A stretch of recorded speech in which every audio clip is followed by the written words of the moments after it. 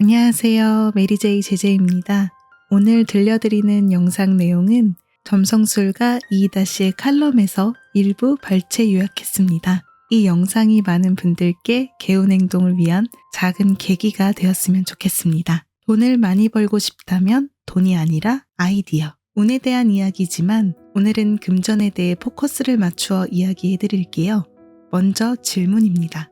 예를 들어 럭키님들이 현재 카페를 운영하고 있는데 사업 성과가 그다지 좋지 못한 상황입니다. 어떤 대책이 필요하다고 생각하시나요? 첫 번째, 메뉴를 늘린다. 두 번째, 좋은 평판과 평가를 세간의 정보를 흘린다. 세 번째, 광고를 낸다. 네 번째, 접객의 레벨을 올린다. 어떤 보기를 고르셨나요?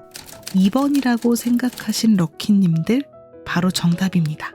다른 보기를 선택하신 분들께서는 이걸 알아주셨으면 좋겠습니다.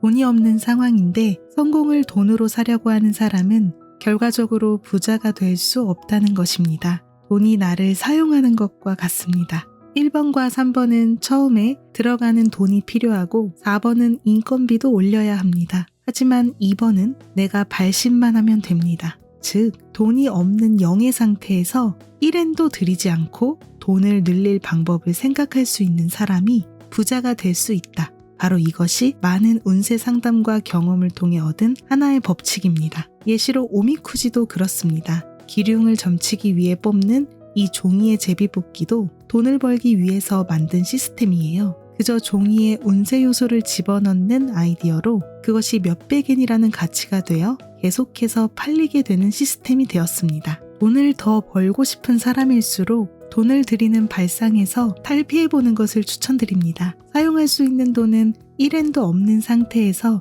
지금 여러분들이 할 수 있는 것은 무엇인가요?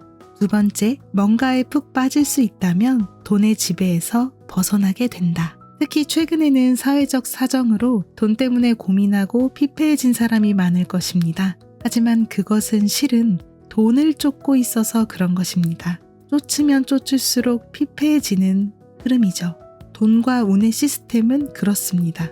최소한의 돈 이외에는 필요 없다라는 스탠스로 있으면 피폐해지지 않고 걱정도 필요 없습니다. 돈은 나중에 반드시 따라오기 때문입니다. 그 흐름을 무시하고 무리해서 붙잡으려고 하면 돈이 없을 때 가꾸고 경작해두어야 할 인간관계나 개인의 성장이 소홀해져서 결과적으로 돈이 들어와야 하는 시기에 순환이 잘 되지 않는, 즉 돈을 벌지 못하는 인간이 되어버립니다. 돈에 지배당하지 않는 것이 가장 중요합니다. 그렇게 되려면 푹 빠질 수 있는 일을 가져야 합니다. 실은 사람의 마음은 4분의 1단계로 무너집니다. 25%의 부분에서 뇌가 이를 포기하고 뇌에 리미트가 들어옵니다. 하지만 본래 나머지 75%는 할 수 있는 것들입니다. 그 리미트를 벗어난 상태가 바로 푹 빠질 수 있는 상태입니다. 하지만 지금은 그런 한 가지 일에 푹 빠져 집중하는 자세를 가질 수 있는 사람이 별로 없습니다. 왜냐하면 쓸데없는 불필요한 것을 지나치게 많이 알고 있기 때문입니다. 네트워크나 SNS상의 방대한 정보나 뉴스, 코멘트, 그런 많은 정보를 지나치게 살피면서 위기를 느끼거나 무력감 등을 느껴 하나의 일에 집중하지 못하게 되는 것입니다. 그 결과 쓸데없이 돈이라는 불안에 휘둘리는 악순환으로 이어집니다. 지금 가장 갈고 닦고 연마해야 하는 것은 무언가에 푹 빠질 수 있는 힘입니다. 그 힘이 강할수록 돈에 대한 불안은 해소될 것이라고 생각합니다. 원래부터 돈이란 사람을 기쁘게 하기 위한 도구입니다. 돈을 갖고 있는 사람이 반드시 행복한 것은 아니라는 것이죠. 돈을 갖고 있어도 전혀 행복해 보이지 않는 사람, 주위에서든 세간에서든 떠오르는 얼굴이 있을 거예요. 돈에 지나치게 사로잡혀서 본래 바라고 원하는 삶의 방식을 잃지 않도록 해주세요. 점성술가 이이다씨가 말하는 돈의 흐름과 개인의 운을 높이는 개운 행동은 바로 이것입니다. 첫 번째, 돈을 쫓는 것이 아니라 아이디어에 집중하라. 두 번째, 돈이 없는 상태에서 10원도 들이지 않고 자신이 지금 할 수 있는 일은 무엇인지 떠올려보자.